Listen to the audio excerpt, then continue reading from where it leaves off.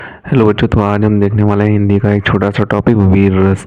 वीर रस की परिभाषा उदाहरण देखने वाले हैं। तो परिभाषा, छोटी सी परिभाषा दी हुई है और छोटा सा उदाहरण दिया है। 2 नंबर में पूछ दिया जाएगा कि वीर रस की परिभाषा उदाहरण सही लिखिए, और या फिर पूछ दिया जाएगा कि वीर रस का केवल उदाहरण लिखिए। तो अगर कुछ भी पूछा जाए तो आप आसानी से लिख सकेंगे। तो सबसे पहले इसकी परिभाषा देख लेते हैं। तो परिभाषा में दिया हुआ कि उत्साह नामक स्थायी भाव, यानी कि सबसे पहले तो आपको कोई भी रस लिखें तो उसमें आपको सबसे पहले स्थायी भाव लिखना होता है।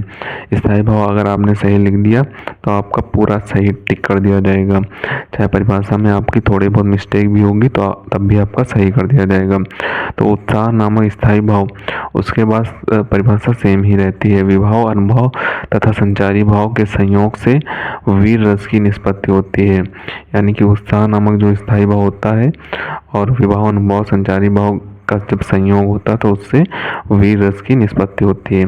अब उदाहरण देखेंगे। उदाहरण में क्या दिया हुआ, तो उदाहरण में दिया हुआ है फहरी ध्वजा फड़की भुजा, बलिदान की ज्वाला उठी, निज मातृभूमि के मन में चढ़ मुंड की माला उठी।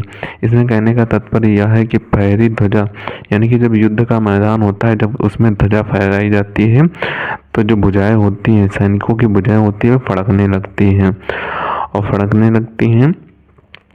बलिदान की ज्वाला उठी और उनके मन में, यानी कि, और नीचे क्या दिया हुआ है कि निज मातृभूमि के मन में, यानी कि जो मातृभूमि होती है वहाँ की, उनके मातृभूमि के मन में बलिदान की ज्वाला उठी। बलिदान की ज्वाला उठने लगती है। जो मातृभूमि होती है उसके मन में बलिदान की ज्वाला उठने लगती है। क्यों उठने लगती है? क्योंकि चढ़मुंड की माला उठी।